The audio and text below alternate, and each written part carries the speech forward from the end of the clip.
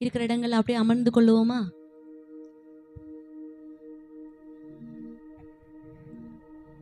அல்லேலூயா, அல்லேலூயா. நாம எப்பவுமே தலைப்புகளின் கீழே தான் பார்ப்போம். இன்னைக்கு ஒவ்வொரு வசனமா தியானிப்போம். முதல் வசனத்தை சேர்ந்து வாசிப்போம். தேவனே, நீர் என்னுடைய தேவன், அதிகாலமே உம்மை தேடுகிறேன். வறண்டதும் விடாய்த்ததும் தண்ணீரற்றதுமான நிலத்திலே என் ஆத்துமா உம்மேல் தாகமாயிருக்கிறது, என் மாம்சமானது உம்மை வாஞ்சிக்கிறது. இதுல சங்கீதக்காரனாகிய தாவீது அழகா இதை வாசிக்கும் போது எனக்கு எப்படி இருந்துச்சுன்னா, தாவீது வந்துட்டு ஒரு ஆண்டவருக்கு ஒரு லவ் லெட்டர் எழுதின மாதிரி நான் படிச்சேன். இது எனக்கு அப்படிதான் நான் வாசிக்கும் போது ஒரு லவ் லெட்டர் எழுதின மாதிரி தான் இருந்துச்சு. எப்படின்னு பாருங்களேன். தேவனே, நீர் என்னுடைய தேவன், எப்படி உரிமை பாராட்டுறாரு பாருங்க. ஏசப்பா, நீங்க மத்தவங்களுக்கு தேவனா என்னமோ எனக்கு தெரியல, ஆனா நீர் என்னுடைய தேவன் ஒரு உரிமையோட ஆண்டவருடைய சமூகத்துல ஒரு ஜெப குறிப்பை ஏறெடுக்கிறார். அடுத்த பார்த்தா, அதிகாலமே உம்மை தேடுகிறேன். அந்த நான் இதை சொல்றேன்னு தப்பா நினைச்சுக்காதீங்க. அந்த வாலிப பிராயத்துல பார்த்தா, அந்த லவ் பண்றவங்க எல்லாம் பார்த்தா என்ன பண்ணுவாங்க? லவ் பண்றாங்கன்னா காலையில எந்திரிச்சோன்னா போன் காலையில எந்திரிச்சோன்னே போன் தலைகணிப்பே போகும். இதே வீடியோக்கு அடிக்டா இருக்கிறவங்க பாத்தீங்கன்னா, காலையில எந்திரிச்சோம் சில பேர் நியூஸ் அடிக்டா இருப்பாங்க. காலையில எந்திரிச்சோன்னே என்ன நியூஸ், தலைப்பு செய்திகள் போட்டு பார்த்தா ஒவ்வொருத்தரும் காலையில ஒவ்வொன்றையும் தேடுவாங்க. ஒவ்வொருத்தரும் சில பேருக்கு காலையில எந்திரிக்க ஊழவாயோட என்ன பண்ணுவாங்கன்னா டீ கேட்பாங்க. அப்படியே டீ டீ டீ டீ. அப்ப பார்த்தா ஒவ்வொருத்தரும் என்ன பண்ணுவாங்க, ஒவ்வொன்றும் தேடுவாங்க இல்லையா? ஆனா இந்த தாவீது பாருங்களேன், அதிகாலமே நான் உம்மை தேடுகிறேன். எவ்வளோ ஒரு பெரிய மகிமை. ஃபர்ஸ்ட் என்ன பண்றாரு, நீங்க ஏன் தேவன்பா. ரெண்டாவது, நான் என்ன பண்றேன், அதிகாலமே. யார் மேலேயாவது ரொம்ப பிரியமா இருந்துச்சுன்னா, யாராவது திடீர்னு வராங்கன்னா எப்படி தேடுவோம்? அப்படியே எதிர்பார்த்துட்டே இருப்போம். எங்க அம்மா என்ன பண்ணுவாங்கன்னா, அடிக்கடி என் தம்பி ஐடி கம்பெனில வேலைக்கு போறாங்கட்டி நைட் ஷிஃப்ட், நைட் சாயந்தரம் 5 மணிக்கு போயிட்டு விடிய காலையில 3 மணிக்கு 4 மணிக்கு அப்படிதான் வருவான். இப்போ என்னதானே அம்மாங்களுக்கு தூக்கம் வருமா? சிங்காநல்லூர்ல இருந்து வீட்டுக்கு வரணும்னா 1/2 மணி நேரமா வண்டியில பத்திரமா வருவானா, பாதுகாப்பா வருவானா? ஏன் தான் பையன், என்னுடைய பையன் பத்திரமா அதே எங்க அம்மா சொல்லுவாங்க, எனக்கு தூக்கமே, அவனை நினைச்சு தூக்கமே வர மாட்டேங்குது. எப்ப தூங்கினாலும் அவனை குறிச்சு எனக்கு சிந்தனை இருந்துட்டு இருக்கேன். இது ஒரு வகையான நேசம். அதேதான் தாவீதுக்கு அவங்க யாரு, ஆண்டவர் மேல ஒரு நேசம். எந்திரிச்சோடனே ஒரு தேடல் பாருங்க.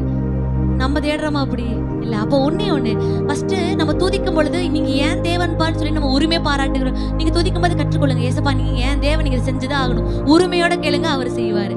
அடுத்த, அதிகாலமே உம்மை தேடுகிறேன். அடுத்த, வறண்டதும் விடாய்த்ததும் தண்ணீர் அற்றதுமான நிலத்திலே என் ஆத்துமா உம்மேல் தாகமா இருக்குது. என்னதுன்னா, வறண்டதுன்னா ஒரு வறட்சியான காரியம், தண்ணீர் இல்லாதது ஒரு வறட்சியான, விடாய்த்ததுன்னா ஒரு சோர்ந்து போன ஒரு காரியம். இப்ப தாவீதோட வாழ்க்கையில அப்படிப்பட்ட காரியங்கள் வந்துச்சா? ரொம்ப வறட்சி, எங்க பார்த்தாலும் நெருக்கம், கஷ்டம். ஆனா அதுல ஒரு வார்த்தை சொல்றாரு பாருங்க, என் வறண்டதும் விடாய்த்ததும் தண்ணீரற்றதுமான நிலத்துல என் ஆத்துமா உம்மேல் தியாகம். எத்தனை பேருக்கு இந்த வசனம் புரியுது? புரிஞ்சவங்க அல்லேலூயா சொல்லுங்க. என்ன அப்படின்னா, அவருக்கு வறட்சியை குறிச்சு தியாகம் இல்ல, இருக்கிற சூழ்நிலைகளை குறிச்சு தியாகம். இந்த சூழ்நிலை மாறணும்னு தியாகம் இருக்கா என்னமோ தெரியல. அந்த வறட்சியின் மத்தியில என் ஆத்துமா உங்க மேல தாகமா இருக்கிறது. எத்தனை பேருக்கு இந்த வார்த்தை புரியுது? சுற்றி இருக்கிற சூழ்நிலையை பார்த்து அதை பார்த்து இது மாறணும் மாறணும் மாறணும். நிறைய நேரத்துல நம்ம அப்படிதான் நினைக்கிறோம். ஆத்துமானா என்ன? ஆத்துமானா என்னமா? நம்மளுடைய சிந்தனைகள், நம்மளுடைய நினைவுகள். அதுதான் அவர் சொல்றாரு, என் ஆத்துமா தாகமா இருக்கு. எப்பொழுதுமே என் உள்ளார்ந்த மனுஷன் உண்மை குறிச்சு யோசிச்சிட்டே இருக்கான்ப்பா, உண்மை குறிச்சு சிந்தனை வந்துட்டே இருக்குன்னு சொல்லி, என் வறட்சியான காலையில, என் நெருக்கத்தின் காலத்துல எனக்கு சூழ்நிலைகளை குறிச்சு எனக்கு அந்த மாறணும்னு தாகம் இல்லை. அந்த வறட்சியான காலத்துல கூட நான் உங்களை மட்டும்தான் யோசிச்சிட்டே இருக்குன்னு சொல்லிட்டு அழகா அந்த வார்த்தையை சொல்றாரு. அடுத்த வார்த்தை, என் மாம்சமானது உண்மை. இப்ப என்ன பார்த்தோம்? நம்ம ஆத்துமா, நம்ம உள்ள இருக்கிற நம்ம நினைவுகள், நம்ம யோசிக்கிற காரியங்கள் தான் ஆத்துமா. அடுத்த, என் மாம்சமானது உண்மை வாஞ்சிக்கிறது. நம்ம மாம்சம் எதை தேடும்? உலக பிரகாரமான காரியம் மாறணும், இது எப்பப்பா நடக்கும், நம்மளோட ஆசைகள் நிறைவேறத அநேக நேரத்துல துடிப்போம். ஆனா இங்க தாவீது அழகா சொல்றாரு, என் மாம்சமானது உம்மை வாஞ்சிக்கிறதுனா என்ன? விருப்பம், ஆசை. அவருக்கு என்ன ஆசை அப்படின்னா, உலகத்துல இருக்கிற காரியத்தை குறிச்சு அவருக்கு பாரமே இல்லை. எல்லாமே எங்க போயிருச்சுன்னா அவருடைய சமூகத்துக்கு போயிருச்சு. என்னன்னா, என் மாம்சம் உங்களை வாஞ்சிக்குதுப்பா, என் ஆத்துமா உங்க மேலதான் தாகமா இருக்குப்பா, நான் உங்களை மட்டும்தான்ப்பா நேசிக்கிறேன், உங்களுக்கு அத நீங்க என்னுடைய தேவன் பண்ணி. எப்படி ஒரு லவ் பண்ற மாதிரி இந்த வார்த்தையெல்லாம் பாருங்க. நீங்க உருகி இந்த வார்த்தையை கவனிச்சீங்கன்னா அந்த வார்த்தை உங்களுக்கு புரியும். அடுத்த வார்த்தை, இப்படியே பரிசுத்த ஸ்தலத்தில் உம்மை பார்க்க ஆசையா இருந்தாராமா. எங்க பரிசுத்த ஸ்தலம்னா இது அவருடைய ஆலயம். அவ எப்படா ஆலயத்துக்கு போவோம், எப்படா ஜெபம், எப்படா அவருடைய சமூகத்துக்கு போவோன்னு அவர் ராஜாவா சிங்காசனத்துல வீட்டு இருந்தாலும் அவருடைய சிந்தனை ஃபுல்லா எங்க இருக்கு? ஆலயத்துலதான் இருக்கு. எப்படா போவோம், எப்படா அவருடைய சமூகத்துல உட்காருவோம், எப்படா ஏசப்பாட்ட பேசுவோம், அவருடைய பிரசன்னத்தை உணர்ந்து கொள்ள அவரோட அந்த தாகத்தை பாருங்களேன். இப்படியே பரிசுத்த ஸ்தலத்தில் உம்மை பார்க்க ஆசையா இருந்து உம்முடைய மகிமையும் கண்டேன். அந்த வார்த்தையை சேர்ந்து வாசிப்போமோ? இப்படியே பரிசுத்த ஸ்தலத்தில் உம்மை பார்க்க ஆசையா இருந்து, நீங்க ஏசாவை பார்க்க ஆசையா நீங்க வந்தீங்கன்னா அவருடைய வல்லமையும் அவருடைய மகிமையும் நீங்க பார்க்காம போகவே மாட்டீங்க. அவருடைய வல்லமை உங்க வாழ்க்கையில கிரியை செய்ய ஆரம்பிக்கும். எப்ப தெரியுமா?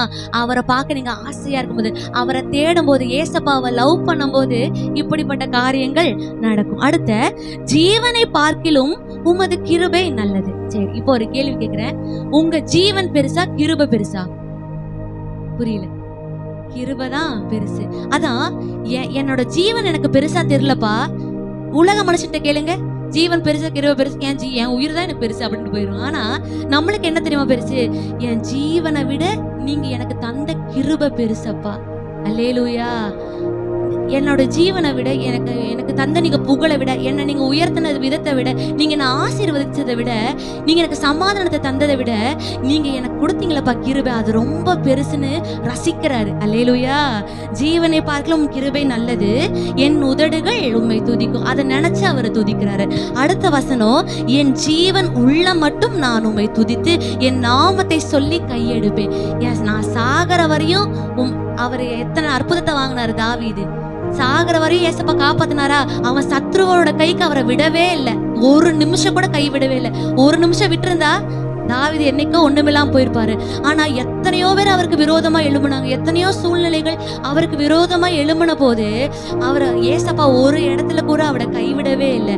அந்த கைவிடாததுனால அவர் என்ன வார்த்தை தெரியுமா சொல்றாரு? ஏசப்பா, நான் சாகர வரையும் உமக்காக நான் வாழுவேன்ப்பா, சாகர வரையும் உமக்காக நிற்பேன், சாகர வரையும் என் வாயினாலும் உங்களை துதிச்சுட்டே இருப்பேன்ப்பா, உங்களுக்கு நன்றி சொல்லிட்டே இருப்பப்பான்னு சொல்லி அந்த ஒரு ஸ்டேட்மெண்ட்டை கொடுக்குற. அடுத்த வசனம், நினத்தையும் கொழுப்பையும் உண்டது போல என் ஆத்துமா திருப்தியாகும், என் வாய் ஆனந்த களிப்புள்ள உதடுகளால் உம்மை போற்றும். அது என்ன ஆத்துமா திருப்தியாகும் அப்படின்னா, எத்தனை பேருக்கு ஆராதிக்க வந்தா ஆராதிக்க முடியுது?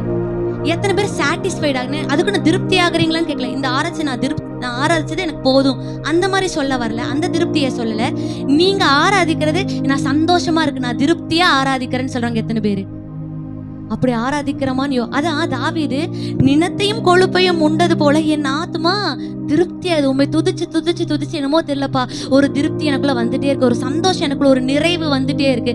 அப்போ நம்ம துதிக்கும் போது நமக்குள்ள எப்படி தெரியுமா இருக்கணும்? ஒரு திருப்தி, எண்ணுக்கடங்கா ஒரு ஆராதிச்சு முடிக்கிறோமா, அதிகாலை ஜெபம், எந்த ஆராதனையா இருந்தாலும் சரி, 5 நிமிஷம் ஆண்டவரோட சமூகத்தில் நீங்க உட்கார்ந்தாலும் ஒரு சாட்டிஸ்ஃபைடு உங்களுக்குள்ள வரணும், ஒரு திருப்தி வரணும்.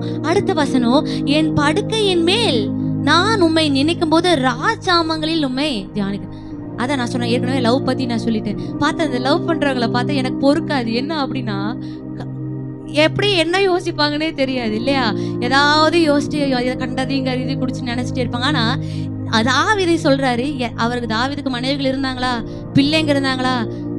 அவரு ராஜா, தேசத்து ஜனங்கள்லாம் அவங்க சொன்னாங்க, அவங்களையெல்லாம் நேசிச்சிருக்கலாம், அவங்களே ஏன் ராஜ்யபாரத்தை குறிச்சு யோசிச்சுட்டு இருந்திருக்கலாம்ல. ஆனா அவர் என்ன தெரியுமா யோசிச்சாரு? ராஜா அவங்கள படுக்கையில கூட ஏசப்பாவை பத்தி தான் யோசிச்சுட்டு இருந்தாரு இல்லையா? எத்தனை பேருக்கு தூங்கும் போது ஒரு பாட்டை கேட்டுட்டு தூங்குனீங்கன்னா அந்த பாட்டு நைட் ஃபுல்லா தூங்குனாலும் அந்த பாட்டு இறுதியில் அப்ப அந்த ஆத்துமா துதிச்சுட்டே இருக்கு. எத்தனை பேருக்கு அந்த அனுபவம் இருக்கு? நீங்க உண்மையா ஒரு பாட்டை நைட் தூங்கும்போது நீங்க ருசிச்சு பாருங்களேன், ட்ரை பண்ணி பாருங்க. ஒரு பாட்டை உங்களுக்கு ரொம்ப அந்த குத்துப்பாட்டு மாதிரி இருக்கிறதெல்லாம் கேட்காம நல்ல நம்ம மெடிடேஷன் பண்ற மாதிரி, அவரோட அன்பை ருசிக்கிற மாதிரி ஏதோ ஒரு பாட்டை கேட்டுட்டு தூங்கு. நீர் என்னை தாங்குவதா தூங்குவேன் நிம்மதி, அந்த பாட்டு கேட்டு தூங்கி பாருங்களேன். அந்த பாட்டு அப்படியே திடீர்னு நைட் நடுஜாமத்துல முழிப்பு வந்தாலும் அந்த பாட்டு அப்படியே ஆத்மா அப்படியே ஓடிட்டே இருக்கும். அதுதான் அவருடைய பிரசனம். அந்த அனுபவத்தை யார் ருசிச்சு பார்த்தாங்கன்னா தாவீது. தூங்கும் போதும் கூட ஏசப்பாவை நினைக்கிறாரு. அடுத்த ஒரு காரியம், நீர் எனக்கு துணையா இருந்ததினால் உமது செட்டைகளின் நிழலிலே களி கூறுகிறேன். இப்ப எத்தனை பேர் அவருடைய செட்டைகளின் நிழலில களி கூறுகிறீங்க? எல்லாருமே களி. ஏன் சொல்லுங்க? நம்மளை படுக்க விட்டுட்டாரா? எத்தனையோ பேர் ஹாஸ்பிட்டல்ல இப்ப வரையும் 1ஆம் தேதி வருஷ துவக்கத்துல அட்மிட் ஆனவங்க இன்னும் நிறைய எத்தனையோ பேர் ஹாஸ்பிட்டல்ல இருந்து வெளியே வரல. எத்தனையோ பேருக்கு அவங்களுக்கு வந்த வியாதி சுகமாகல, குணமாகல. எத்தனையோ பேர் வருஷ துவக்கத்துல பார்த்த அந்த சஞ்சலம், துக்கம் அதோடயே இருக்காங்க. ஆனா நம்ம சந்தோஷமா இருக்கிறதுக்கு ஒரு காரணம் என்ன தெரியுமா? அவரோட செட்டைக்குள்ள இருந்துட்டோம். ஒரு கோழி குஞ்சு எப்படி அதோட குஞ்சுகளை பாதுகாக்கும்?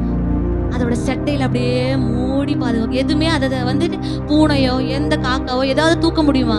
வந்துச்சுன்னா கொத்தி விட்டுரு. என்ன பண்ணுவோம்? செட்டை அழகா. அதே மாதிரிதான் நம்ம ஏசப்பாவோட செட்டைகளை அப்படியே இறுக்கி பிடிச்சிருக்காரு நம்மள, எதுவுமே அணுகாதபடி. அல்லேலூயா. அதனாலதான் அவர் சொல்றாரு, தாவீதும் அதை அனுபவப்பட்டங்கிட்ட தான் எழுதியிருக்காரு. என்ன அப்படின்னா, என் படுக்கையின் மேல் உண்மை நினைக்கும் போது நீர் எனக்கு துணையா இருந்ததினால் உமது செட்டைகளில களி கூறுகிறேன். சந்தோஷப்படுற அவருடைய மறைவுல மறைச்சு கொண்டங்காட்டி அவளுக்கு அவ்வளோ ஒரு சந்தோஷம். அடுத்த ஒரு காரியம், என் ஆத்துமா உம்மை தொடர்ந்து பற்றி கொண்டிருக்கிறது. எப்படியாமா? தொடர்ந்து பற்றி கொண்டிருக்கிறது. அவருடைய ஆத்துமா அவரை ரட்சிக்கப்பட்டவன பற்றி கொண்டது அது வேற. அதை அன்னைக்கு மட்டும் அவர் பற்றி கொள்ளல, அவர் சாகர வரையும் அவருடைய ரட்சிப்பை அவர் பற்றி கொண்டாரு. சாகர வரையும் பரிசுத்தத்தை அவர் பற்றி கொண்டாரு. சாகர வரையும் ஏசப்பாக்கு உண்மையா இருக்கிறவங்க ஒரு நினைவு அவருக்குள்ள வந்தது. அதை முடிவு பரியும் நம்ம நிலை நிற்கணும். ஆண்டவர் ஒரு டைம் நம்ம எல்லாத்துக்கும் ரட்சிப்பு கொடுத்துட்டாரலாமா, சுகத்தை கொடுத்துட்டார்ல, நீங்க ஏசப்பாவோட பிள்ளையா மாறிட்டீங்களே. அந்த ரட்சிப்பை இன்னைக்கு மட்டும் கிடையாது, நம்ம ஞானஸ்நானம் வாங்கும் போது மட்டும் கிடையாது. ஒவ்வொரு நாளும் அந்த நம்மளுடைய ஆத்துமா அதை தொடர்ந்து பற்றி கொண்டே இருக்கணும். அந்த ரட்சிப்பை பிடிச்சிட்டே இருக்கணும். அல்லேலூயா. அடுத்த வசனம், அடுத்த 3 வசனங்களை சேர்ந்து வாசிப்போம் கடகடன்னு. என் பிராணனை அழிக்க தேடுகிறவர்களோ பூமியின் தாழ்விடங்களில் இறங்குவார்கள். அவர்கள் பட்டயத்தால் விழுவார்கள், நரிகளுக்கு இரையாவார்கள். ராஜாவோ தேவனில் களி கூறுவார். அவர் பேரில் சத்தியம் பண்ணுகிறவர்கள் யாவரும் மேன்மை பாராட்டுவார்கள். பொய் பேசுகிறவன் வாய் அடைக்கப்படும். இது ஃபுல்லா அவருக்கு தாவீதுக்கு விரோதமா எழும்பினவர்களை குறித்து எழுதியிருக்காரு. அவங்க ஒண்ணுமில்லாம போயிட்டாங்க. பிராணனை அழிக்க தேடுகிறவர்களோ பூமியின் தாழ்விடங்கள்ல எங்க? பாதாளத்துல இறங்கிட்டாங்க. அவருக்கு விரோதமா. நான் சொல்றேன், நீங்க ஆண்டவரை நேசிக்க ஆரம்பிச்சிட்டீங்க, ஆண்டவரை லவ் பண்ண ஆரம்பிச்சிட்டீங்க, ஏசப்பாக்கு உண்மையா இருக்கணும்னு ஆசைப்பட்டுட்டீங்கன்னு வச்சுக்கோங்களேன். உங்களுக்கு விரோதமாக எழும்புகிற எந்த பலவீனமா இருந்தாலும் சரி, உங்களுக்கு விரோதமாக எழும்புகிற எந்த மனுஷிக கிரிகளா இருந்தாலும் சரி, உங்களுக்கு விரோதமாக எழும்புகிற எந்த சத்ருவின் கிரிகளா இருந்தாலும் சரி, உங்களுக்கு விரோதமாக தோல்வியை கொண்டு வரணும்னு நினைக்கிற எந்த காரியமா இருந்தாலும் சரி, நீங்க உண்மையா ஏசப்பாவை தேட ஆரம்பிச்சிட்டீங்கன்னா அந்த காரியம் ஒன்றுமில்லாமல் இல்பொருளாகும். உங்களுக்கு விரோதமா எழும்புகிற காரியத்தை ஆண்டவர் பாதாளத்தின் வாசல்ல அடைச்சு போடுவார். அல்லேலூயா. இன்னைக்கு நம்ம கற்றுக்கொள்ள வேண்டியது, ஒருவேளை உங்களுக்கு விரோதமா ஏதாவது காரியம் எழும்புற மாதிரி இருந்துச்சுன்னா அவரை லவ் பண்ண ஆரம்பிங்க. அவர் அங்க ஒண்ணுமில்லாம இல்பொருள் ஆக்கிடுவார். அல்லேலூயா. இந்த சங்கீதம் புரிஞ்சுது. அப்படி எழும்பி நின்று கண்களை மூடி, ஆவியானவரே இன்னைக்கு ஒண்ணே ஒண்ணு, உங்களை நான் நேசிக்கிறேன்ப்பா. 2 கரங்களை மேல உயர்த்தி எத்தனை பேர் சொல்லுங்க, ஏசப்பா ஐ லவ் யூ ஜீசஸ். எல்லாருமே இந்த வார்த்தையை சொல்லுங்களேன், ஐ லவ் யூ அப்பா, ஐ லவ் யூ ஏசப்பா. தாவீத போல அவருக்கும் மேல நான் உங்களை நேசிக்கிறேன்ப்பா. அவரு உங்களை எவ்வளவு நேசிச்சாருன்னு தெரியல, ஆனா இன்னைக்கு அதை நான் மாத்தி இன்னும் அவரை விட ஒருபடி நான் இன்னும் அதிகமா நேசிக்கிறேன்ப்பா. I love you Jesus, I love you அப்பா. இந்த வார்த்தையின்படி ஒவ்வொருவரையும் நீங்க ஆசீர்வதிக்கிறதற்காக ஸ்தோத்திரம்.